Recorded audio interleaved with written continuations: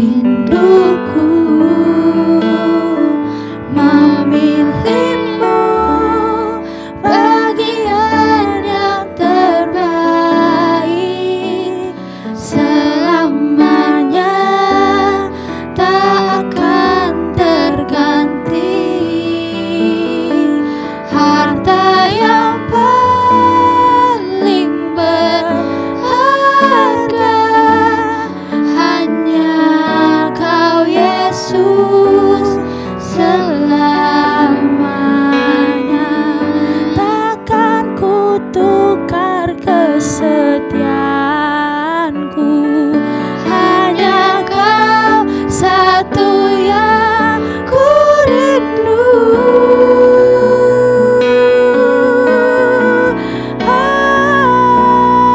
Memilihmu, bagian yang terbaik selamanya, takkan terganti. Harta yang paling berharga hanya Kau Yesus selamanya. Harta yang paling berharga, satu yang paling berharga hanya Kau Yesus selamanya.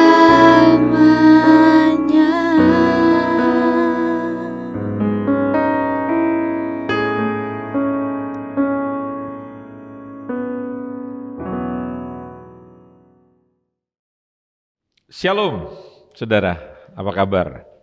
Saya percaya kita semua dipertemukan Tuhan di dalam acara belajar kebenaran.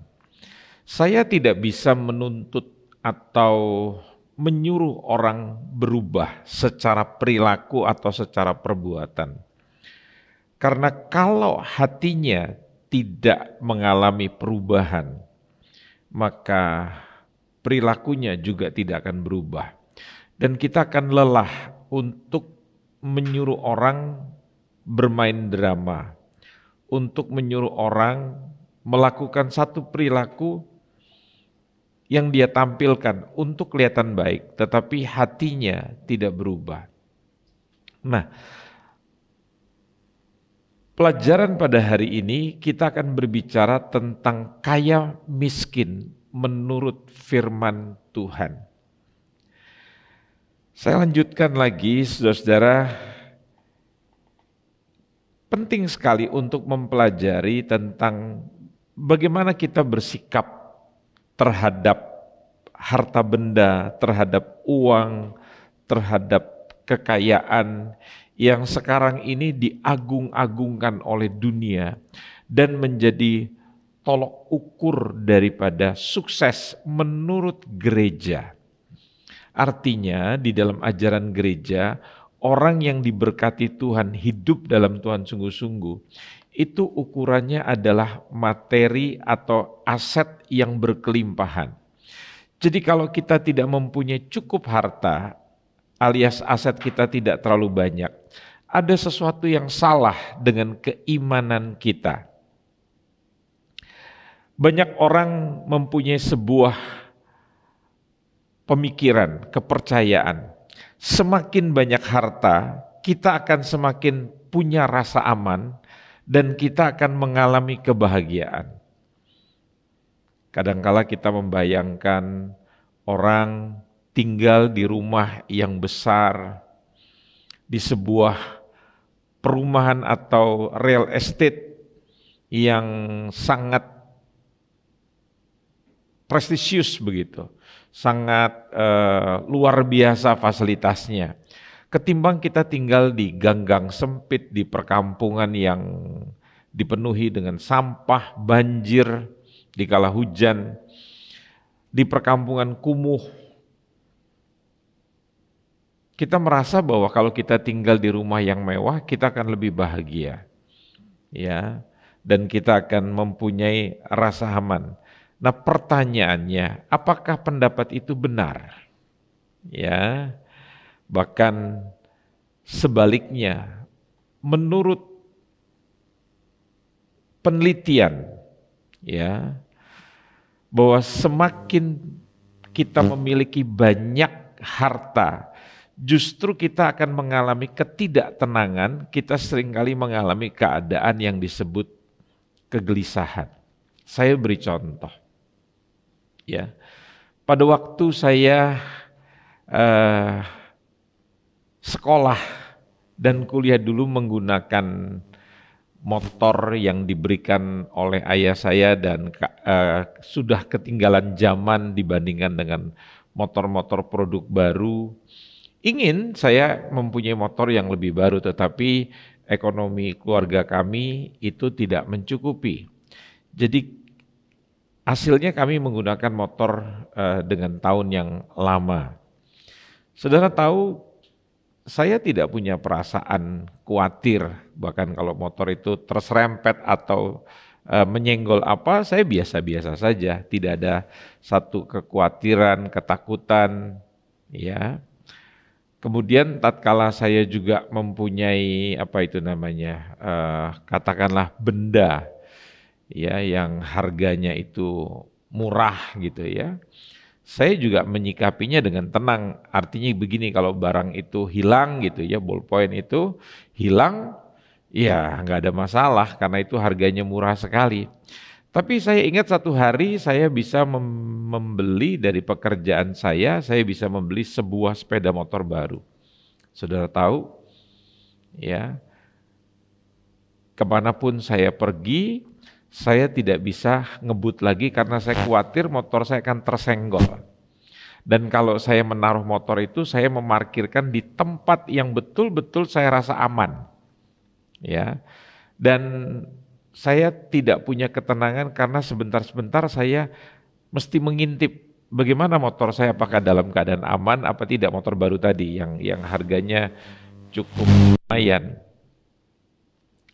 Sehingga saya menjadi tidak tenang dan kadang-kala kalau malam hari pun saya melihat motor saya, apakah motor saya dalam keadaan yang baik-baik saja, dan besok pagi sebelum saya mengerjakan yang lainnya saya sudah mencuci motor itu, memolesnya. Jadi betul-betul barang itu menjadi yang utama dalam hidup saya karena dibeli dengan harga yang mahal. Begitu juga tatkala saya memiliki handphone dalam harga yang sangat tinggi. Sebentar-sebentar saya lap, sebentar-sebentar saya perhatikan, saya pastikan untuk tidak lecet, tidak jatuh. Tapi kalau benda itu saya beli dengan harga yang murah juga saya tidak terlalu memperhatikan. Nah, dari situ saudara bisa menyimpulkan.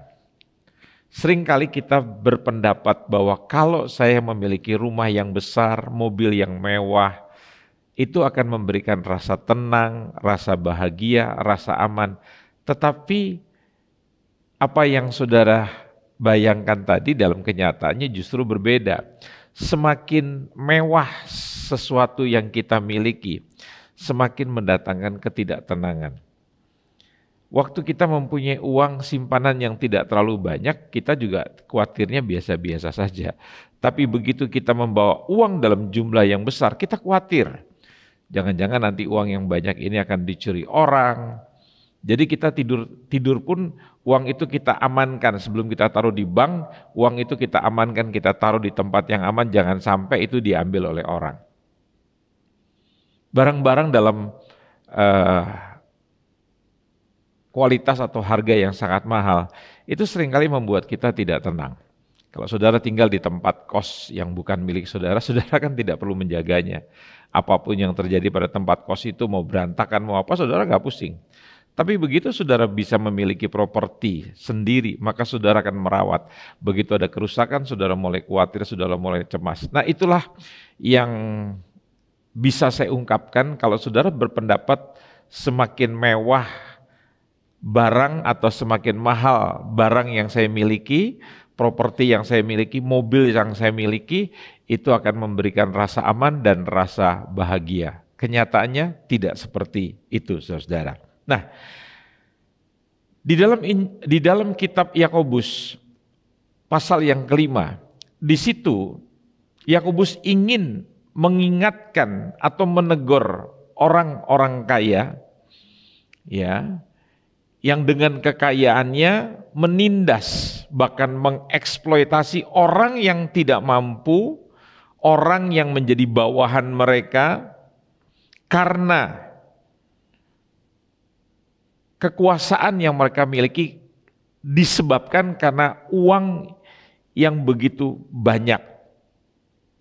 Dan dari kitab ini saudara akan belajar mengenai uang, mengenai harta kekayaan yang benar dan kekayaan yang sesungguhnya, ya, serta bagaimana saudara menerapkan berkat-berkat Tuhan itu di dalam hidup saudara yang sebenarnya, sehingga saudara menjadi tuan atas harta itu. Saudara yang memiliki harta, bukan harta yang memiliki saudara. Saudara menjadi tuan atas harta, bukan harta menjadi tuan atas kehidupan saudara. Nah, mari kita membaca secara perlahan di dalam Yakobus 5 ayat 1 sampai 6. Kalau saudara perhatikan di situ, ya, perikopnya.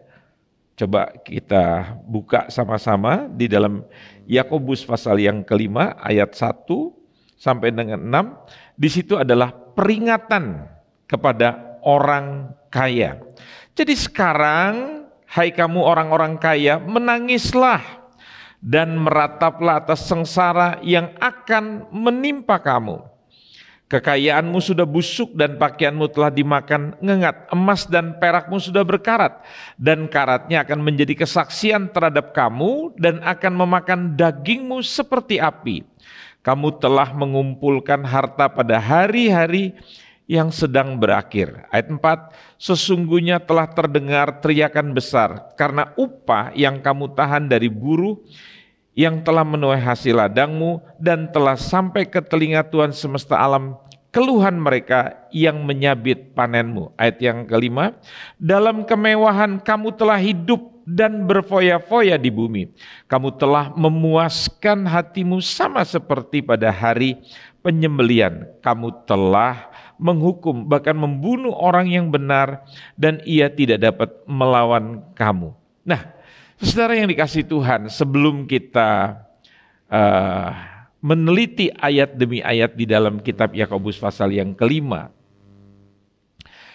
dunia kita sekarang ini dibombardir dengan media sosial yang luar biasa.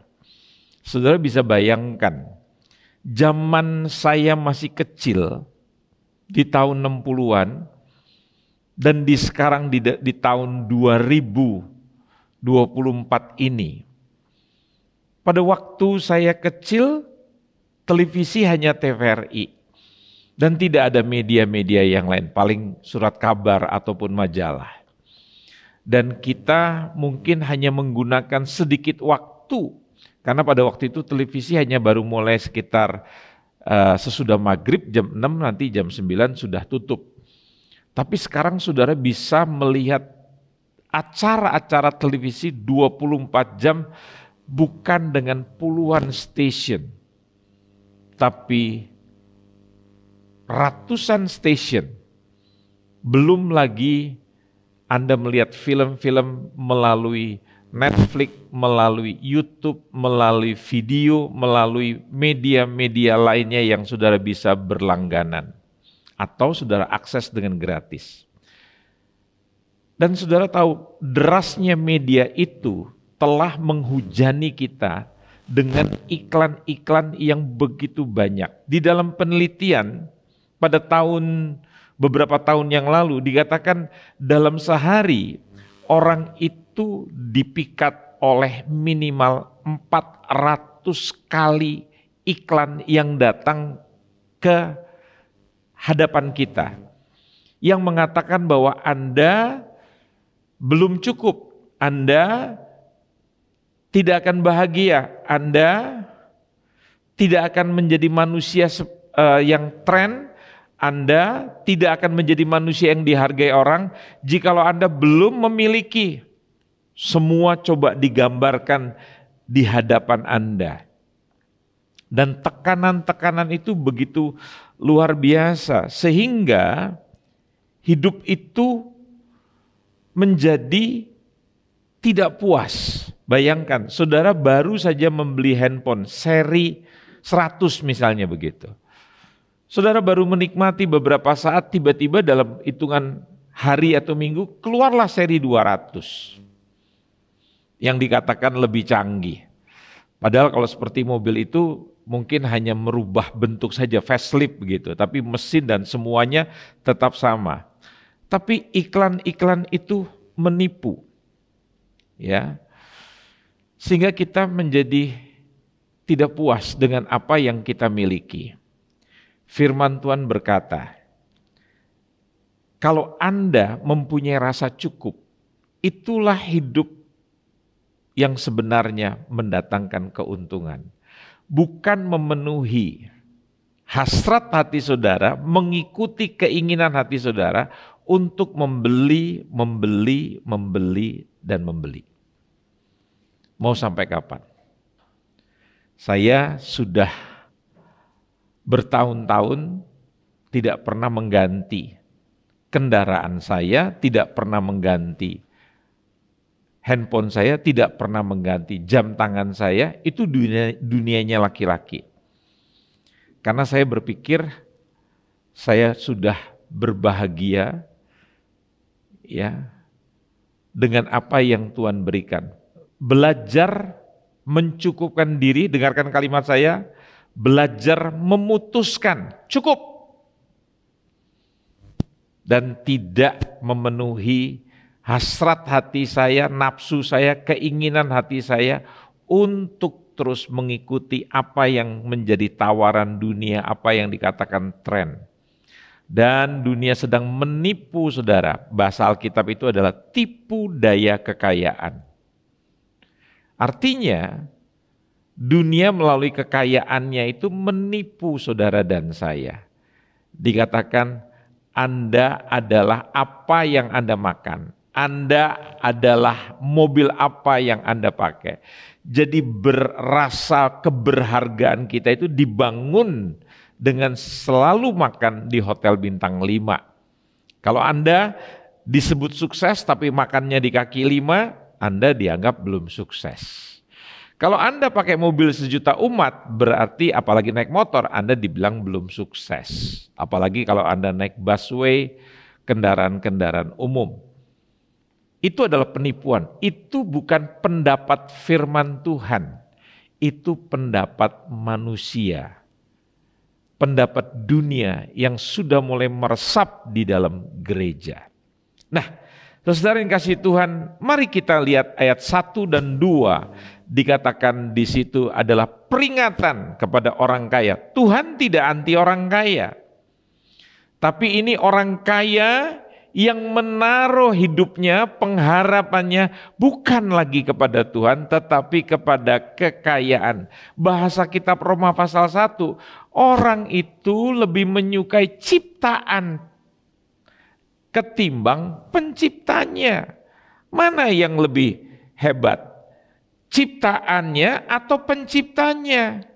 Ciptaannya itu nggak punya otak, penciptanya yang punya otak. Kok kita jadi orang yang berpikir terbalik?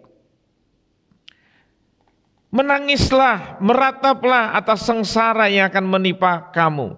Kalau saudara mendasari hidup saudara kepada mamon, kepada harta, kepada kekayaan, kepada aset yang saudara terima, Alkitab bilang, hei kamu orang-orang kaya, menangislah dan merataplah atas sengsara yang akan menimpa kamu. Kekayaanmu itu sudah busuk dan pakaianmu telah dimakan ngengat. Apa yang saudara pegang, yang saudara percayai, kalau itu bukan Tuhan, semua bisa hilang dalam sekejap. Semua akan mengecewakan saudara.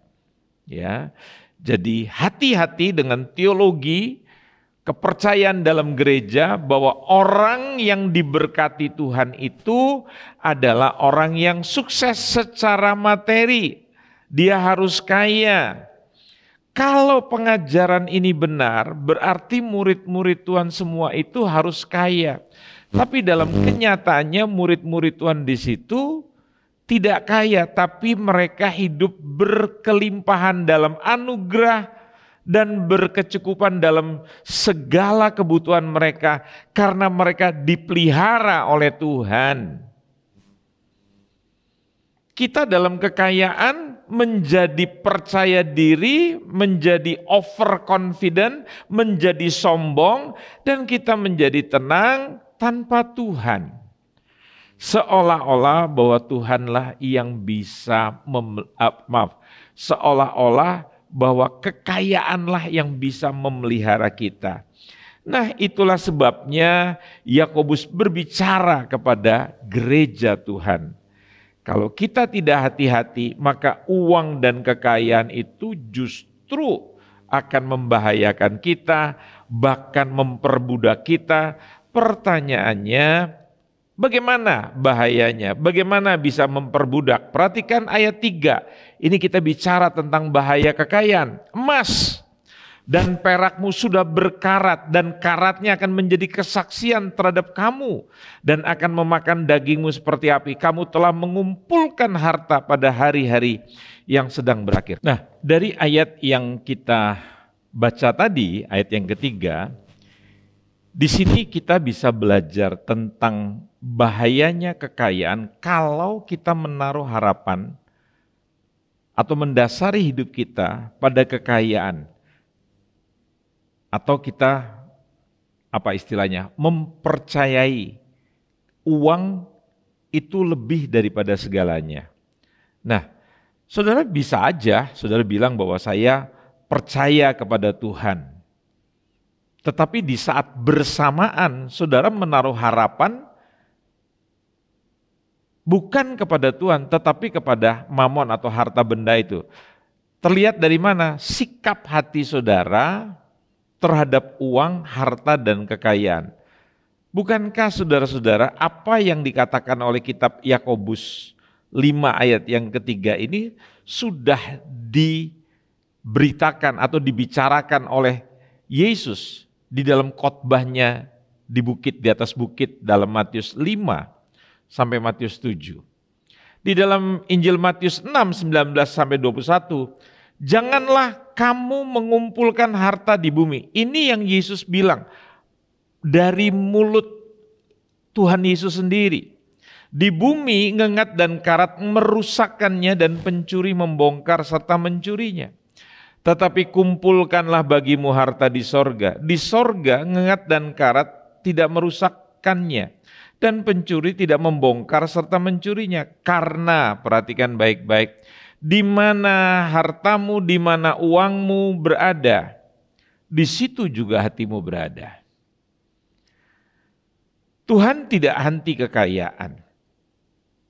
Kekayaan itu adalah miliknya Tuhan yang dititipkan Tuhan kepada saudara untuk dipergunakan sebagaimana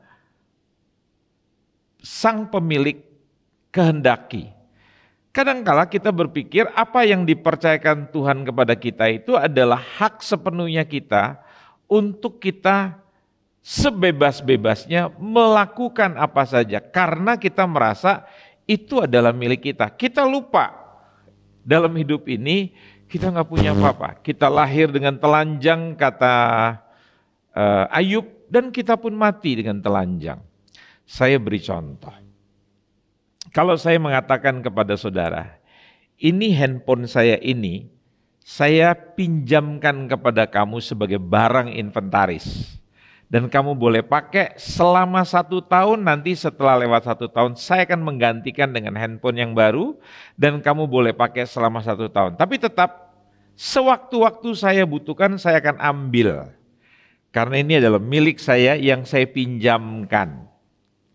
Pertanyaan saya, saudara bisa nikmati, tapi di kira-kira 8 bulan saya bilang, bolehkah handphonenya saya ambil balik? Pertanyaan saya, apakah saudara merasa kehilangan? Sebetulnya saudara tidak boleh merasa kehilangan. Kenapa? Karena ini bukan milik saudara. Ini milik saya yang saya pinjam pakaikan buat saudara. Demikian hidup. Kalau saudara bisa berkelimpahan dipercayakan Tuhan harta benda, itu artinya Tuhan punya cara melalui hidup saudara. Dan kalau sewaktu-waktu diambil dari diri saudara, saudara tidak kehilangan apa-apa. Itu yang Ayub bilang, aku lahir dengan telanjang dan aku mati pun telanjang. Waktu Tuhan memanggil istri saya pulang ke rumahnya, ya, ke rumah Bapak.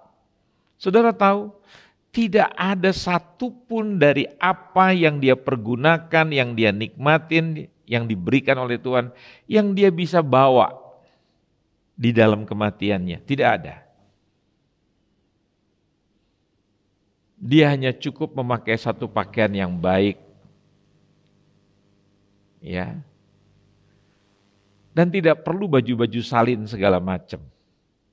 Semua ditinggalkan kepada kami yang masih hidup. Itu yang saudara mesti paham. Ya. Jadi apa maksudnya Yakobus mengatakan bahwa celaka bagi mereka yang mengumpulkan harta di bumi dan yang menaruh harapan pada kekayaan itu. Harta kekayaan dunia itu bisa menipu hati saudara. Untuk saudara mempercayai bahwa harta itu bisa memberikan keamanan, kemerdekaan dari kekhawatiran. Tapi seperti yang tadi saya sudah katakan pada awal tadi, justru semakin banyak harta dan itu menjadi pegangan hidup saudara, itu justru membuat saudara semakin gelisah. Saudara takut kehilangan, bahkan semakin mewah kendaraan saudara, benda yang saudara miliki. Kalau saudara memakai jam tangan yang biasa saja, perhiasan-perhiasan yang biasa saja, Anda bisa lihat nih, ada orang kalau hujan, dia taruh tasnya di atas kepala. Itu artinya apa? Tas itu tas biasa. Tapi kalau tas itu mahal, dia nggak akan taruh ya di atas kepalanya, dia akan taruh di balik bajunya, di perutnya. Dia berpikir bagaimana caranya supaya tas yang mahal itu tidak kena hujan. Beda kan? Kalau tasnya itu murah, saudara pakai jadi payung. Jadi ketahuan tuh bahwa tas itu murah sekali. Tapi kalau tas itu punya nilai, harganya sampai jutaan atau puluhan juta, bahkan sampai ratusan juta, wah saudara akan lindungi. Apalagi saya lihat dalam zaman semprot-semprot pada waktu pandemik yang panjang kemarin, jarang orang mau pakai tas bermerek seperti Gucci, mereka ganti dengan tas biasa merek gentong. Kenapa? Karena mereka khawatir nanti tasnya menjadi rusak. Jadi artinya apa? Semakin mahal saudara memiliki benda itu, semakin saudara hidup di dalam ketakutan dan kekhawatiran. Ya, jadi itu menjadi sumber kegelisahan saudara. Nah, saudara, kalau begitu bagaimana kita bisa mengatur hati kita supaya tidak menaruh kepercayaan kepada harta kita? Jadi Anda harus mengatur hartamu supaya jangan sampai menggenapi firman Tuhan tadi, di mana hartamu, di situ hatimu. Perhatikan ayat 4 sampai 6. Sesungguhnya telah terdengar teriakan besar, karena upah yang kamu tahan dari buruh yang telah menuai hasil ladangmu, dan telah sampai ke telinga Tuhan semesta alam keluhan mereka yang menyabit panenmu. Dalam kemewahan kamu telah hidup dan berfoya-foya di bumi, dan kamu telah memuaskan hatimu sama seperti pada hari penyembelian. Kamu telah menghukum bahkan membunuh orang yang benar dan ia tidak dapat melawan kamu. Saudara, dari cara mengatur uang, itu saudara akan mengecek keadaan hati saudara.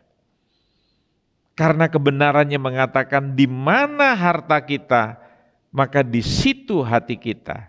Jadi kalau harta kita adalah uang, maka jangan heran kita akan terpaut kepada uang. Dan kita akan menekan orang lain demi uang. Kita akan menipu orang lain demi uang. Kita akan berlaku kasar, berlaku tidak adil, meskipun itu adalah hak mereka. Tapi kita tipu orang, kita tindas orang demi kita mendapatkan uang bagi diri kita. Saudara lihat, akhirnya kita menjadi orang yang serakah. Saya selalu mengingat pesan daripada orang-orang tua saya di dalam Tuhan.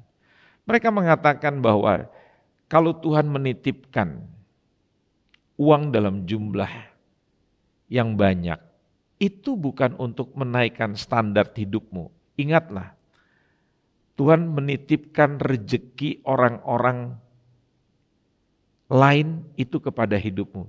Jadi kamu juga harus membagi. Pengkhotbah mengatakan, semakin bertambahnya harta, seharusnya semakin banyak orang bisa menikmati. Tapi kita enggak. Dulu kita punya penghasilan 5 juta, sekarang kita punya penghasilan 50 juta, kita punya penghasilan 100 juta, itu kita makan sendiri. Kita ciak sendiri. Kalau orang Jawa bilang kita emplok sendiri. Makanya karena kita sering makan sendiri, itu yang akhirnya membahayakan kita. Mari kita periksa kehidupan kita, saudara. Ya.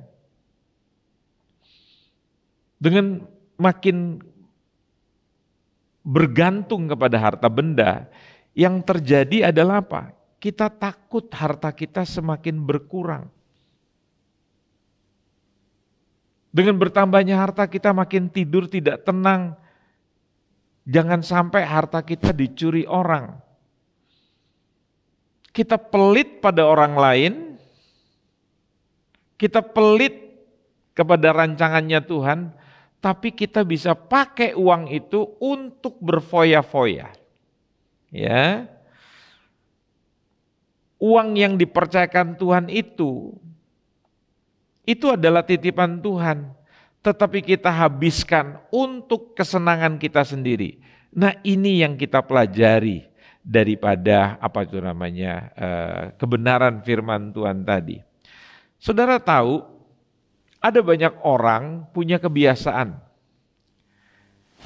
Saya pernah mengingat ada seorang berkata begini kepada saya, "Pak, sekarang saya investasikan uang ini dengan cara yang luar biasa.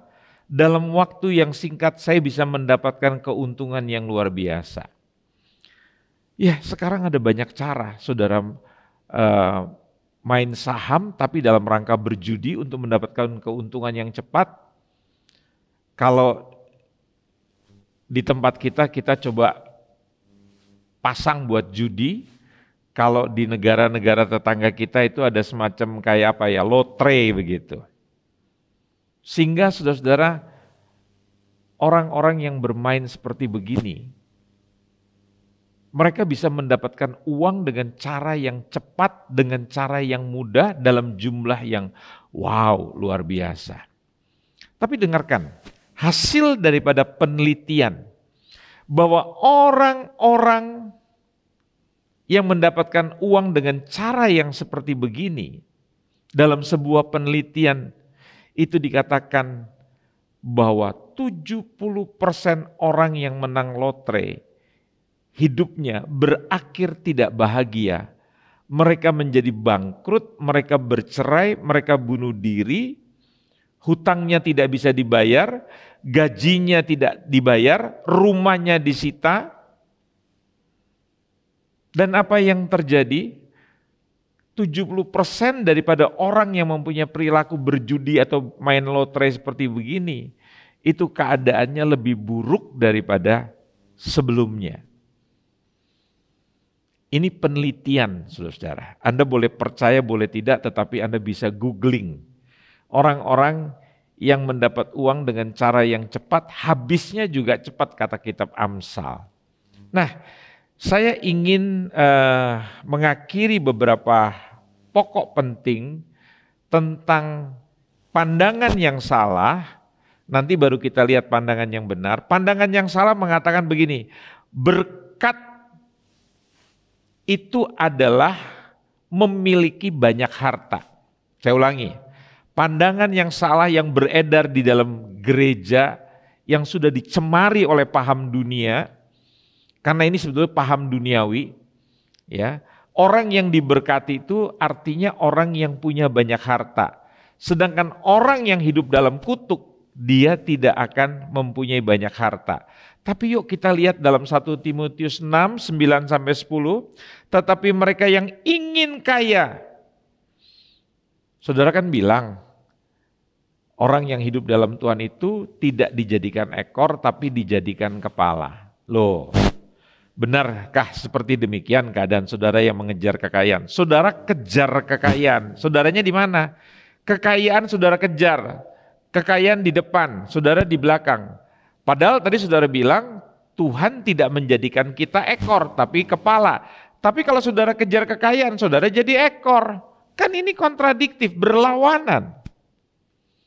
Dan apa nasibnya kata firman Tuhan? Orang yang mengejar kekayaan terjatuh ke dalam pencobaan, ke dalam jerat, ke dalam berbagai-bagai nafsu yang hampa dan yang mencelakakan, yang menenggelamkan manusia ke dalam keruntuhan dan kebinasaan. Kalau saudara menjadi orang yang menaruh kepercayaan pada harta, bahwa harta yang banyak itu akan membuat saudara aman dan sejahtera, justru hasilnya justru kehancuran. Karena akar segala kejahatan adalah cinta uang. Orang yang sudah kejar harta, bukan Tuhan. Bahkan Anda memanfaatkan Tuhan untuk mengejar harta. Harta menjadi tujuan hidup saudara. Saudara menaruh harapan, menaruh kepercayaan, dasar kehidupan saudara. Bukan Tuhan, tapi mamon. Di mana hartamu, di situ hatimu. Perhatikan ayat 10 dalam 1 Timotius 6. Karena akar segala kejahatan ialah cinta uang. Uang itu netral, tapi cinta uang itu membuat manusia menjadi jatuh. Sebab karena memburu uanglah beberapa orang telah menyimpang dari iman dan menyiksa dirinya dengan berbagai-bagai duka. Jangan saudara berpikir bahwa kekayaan itu bisa menjamin hidup saudara. Uang itu sebenarnya tidak jahat, sebab uang itu tadi saya bilang netral. Ya. Dan uang nggak bisa mencintai, nggak bisa membenci. Ya. Namun kita ini loh saudara, dapat mencintai atau membenci. Jadi ketika kita cinta akan uang bukan Tuhan, maka kita sebetulnya sedang mengikat diri menjadi budak, hamba daripada uang, dan itulah yang menjadi akar dari segala kejahatan. Artinya apa? Segala yang jahat yang ada di dalam alam semesta ini itu disebabkan oleh karena kita bukan menjadikan Tuhan itu adalah segala-galanya, tapi kita menghalalkan segala cara untuk mendapatkan uang. Karena kita punya kepercayaan yang salah bahwa uang adalah solusi dalam hidup ini. Saya punya teman, uangnya tidak bisa menolong nyawanya. Ya. Justru pada akhirnya uang yang banyak seringkali membunuh sang pemilik. Dia berlaku arogan, mencaci maki orang dan akhirnya dia dibunuh oleh orang lain. Kekayaannya lah yang telah membuat dia akhirnya mati terbunuh. Ini loh firman. Ya. Jadi pertanyaannya, di manakah hati saudara? Orang yang hatinya terpaut kepada uang, mereka akan selalu merasa kurang dan kurang dan kurang dan kurang. Siapa yang mencintai penghasilannya, kata pengkhotbah, tidak akan pernah puas dengan penghasilannya. Dia selalu merasa kurang. Aneh ya, orang punya banyak aset tapi hatinya miskin.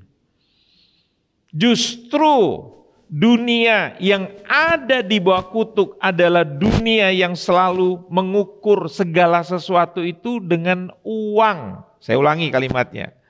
Dunia yang terkutuk atau dunia yang dibawa kutuk adalah dunia yang segala sesuatunya diukur oleh uang. Itu sebabnya kalau orang dalam keimanan Kristen masih mengukur sukses atau tidak sukses hidupnya dari banyaknya harta yang dia miliki, justru dia memakai nilai dunia. Anda mesti percaya pada pemeliharaan Tuhan. Kadangkala Tuhan ingin menguji hati kita, apa yang kita miliki diambil dengan sengaja. Selalu Tuhan punya cara. Ya. Nah itu tadi pandangan yang salah. Sekarang pandangan yang benar. Pandangan yang benar itu kutuk adalah pada saat saudara hidup terpisah dari Tuhan, jauh dari Tuhan, itu saudara hidup dalam kutuk. Tapi berkat yang sebenarnya waktu saudara hidup bersama dengan Tuhan, saudara punya hubungan dengan Tuhan. Yuk kita baca ayatnya Efesus 2, 1, 2. Dikatakan kamu dahulu sudah mati karena pelanggaran-pelanggaran dan dosa-dosamu. Kamu hidup di dalamnya karena kamu mengikuti jalan dunia ini. Justru waktu kita mengikuti jalan dunia ini, kita hidup terpisah dari Tuhan, kita menerima kutuk. Tapi sebaliknya, dalam ayat yang keempat sampai dengan ayat yang ketujuh, tetapi Allah yang kaya dengan rahmat oleh karena kasih-Nya yang besar yang dilimpahkannya kepada kita, setelah telah menghidupkan kita. Saya ulangi kalimatnya, oleh karena kasih-Nya yang besar yang dilimpahkannya kepada kita, telah menghidupkan kita bersama-sama dengan Kristus, sekalipun kita telah mati oleh kesalahan-kesalahan kita, oleh kasih karunia kamu diselamatkan. Ayat 6. Dan di dalam Kristus Yesus Ia telah membangkitkan kita juga dan memberikan tempat bersama-sama dengan Dia di sorga. Supaya pada masa yang akan datang Ia menunjukkan kepada kita kekayaan kasih karunia-Nya yang melimpah-limpah sesuai dengan kebaikan-Nya terhadap kita dalam Kristus Yesus. Dia tidak bicara tentang harta dunia yang di mata Allah itu adalah sesuatu yang rendah. Gereja selalu bicara tentang kelimpahan berkat itu adalah bicara tentang sesuatu yang dimuliakan oleh dunia, yaitu kekayaan yang dianggap di mata Tuhan paling rendah. Anda menerima rahmat, Anda menerima keselamatan, Anda menerima pengampunan. Itu rahmat itu kekayaan yang luar biasa. Itu yang harus saudara pahami. Begitu. Jadi pandangan yang benar, justru kutuk itu waktu saudara hidup terpisah daripada Allah. Tapi pada waktu saudara kembali, saudara diterima oleh Tuhan karena rahmat-Nya, kasih karunia saudara diselamatkan, itu berkat. Ya. Di dalam Injil Matius 5 ayat yang ketiga dikatakan berbahagialah orang yang miskin di hadapan Allah karena merekalah yang empunya kerajaan sorga. Arti kata miskin di sini saudara-saudara, ya, ini sebetulnya di dalam roh kita, di dalam spirit. Ini orang yang hidup tanpa Tuhan. Itu orang yang bobrok, orang yang bangkrut, orang yang miskin. Tetapi pada waktu saudara datang di hadapan Tuhan, pada waktu saudara menyerahkan diri pada Tuhan karena Tuhan menyelamatkan saudara, ya, maka apa yang terjadi? Saudara menjadi ciptaan yang baru. Saudara menerima kekayaan Allah, rahmat Allah, pengampunan Allah. Anda diterima, Anda dimasukkan dalam kerajaan Allah. Anda menjadi anak Allah, itu berkat yang besar. Jangan mengukur daripada apa yang dikatakan oleh dunia. Ya, kalau saudara memiliki Kristus, saudara memiliki segala-galanya. Dan kalau kerajaan surga itu ada di dalam saudara, artinya saudara adalah orang yang paling kaya. Jadi kaya di hadapan Tuhan tidak ditentukan oleh materi, tetapi ditentukan identitas kita di hadapan Tuhan. Kita adalah orang kaya. Katakan bersama-sama, saya kaya, saya berlimpah dipenuhi di dalam Kristus. Ya, lucu, makanya kadang-kala saya bilang saudara itu ditipu oleh banyak orang gitu. Seringkali saudara membelanjakan sesuatu yang berharga, saudara mesti menguras harta saudara hanya untuk memperlihatkan siapa diri saudara, identitas saudara kepada orang-orang yang saudara tidak suka. Buat apa saudara? Saudara nggak perlu membuktikan siapa diri saudara, jati diri saudara, harga diri saudara. Kenapa? Karena Tuhan telah menyelamatkan saudara. Itu yang Daud bilang, sekalipun ayah dan ibuku menolak aku, tapi Allah itu menyambut aku. Saudara sudah punya identitas.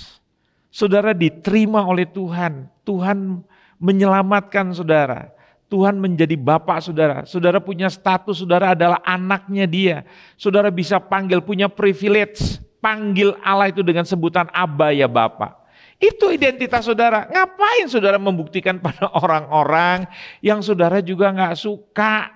Dan orang-orang itu juga gak suka sama saudara. Gak perlu saudara beli handphone mahal hanya untuk membuktikan pada mereka. Belilah handphone sesuai dengan kemampuan saudara, kebutuhan saudara. Saya sedih melihat ada seorang anak Tuhan yang mempunyai utang yang begitu banyak. Hanya untuk memenuhi hasrat hatinya dari iklan-iklan dan dari kata orang. Dia membelanjakan, dia beli tas yang mewah. Gajinya cuma sebulan 10 juta, tapi dia beli tas 40 juta karena ada kredit katanya. Bahkan sekarang ada iklan yang lucu. Saya pengen beli handphone dan tadinya tidak mampu, tapi saya dapat dana katanya, pinjaman dari pinjol. 80 juta segera cair. Saya sudah bermimpi membelikan handphone idaman saya mau beli ini, mau beli itu.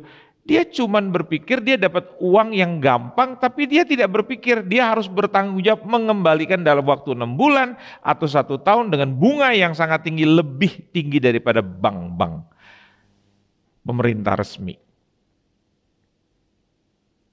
Jangan mau dibohongin. Identitas Anda bukan di benda, bukan di kata orang.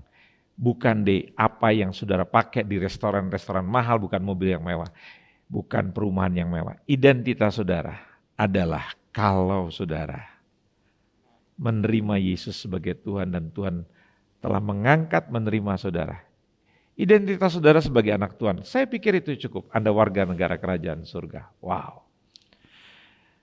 Saya berharap Anda bisa menyampaikan berita firman Tuhan ini kepada banyak orang. Ceritakan tentang apa yang benar daripada firman Tuhan. Saya berharap Anda akan dihiburkan oleh kebenaran firman Tuhan yang saya sampaikan pada hari ini. Selamat menikmati belajar kebenaran pada waktu yang akan datang. Mari kita berdoa.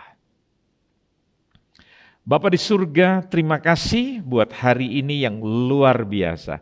Kami boleh dicerahkan, kami boleh mendapatkan cahaya dari Tuhan sehingga kami bisa mengerti bahwa kaya yang sebenarnya, miskin yang sebenarnya di hadapan Tuhan itu apa. Kaya artinya kami hidup di dalam Tuhan, miskin kami terpisah dari Tuhan, kami hidup dalam kutuk. Tuhan Yesus, kami memiliki kekayaan yang luar biasa dari Tuhan. Kami diselamatkan, kami mendapat pengampunan, kami mendapat anugerah, dan kami boleh hidup mempunyai hubungan yang spesial dengan Tuhan Yesus. Terima kasih. Di dalam nama Tuhan Yesus Kristus kami berdoa. Amin. Tuhan memberkati kita sekalian. Shalom.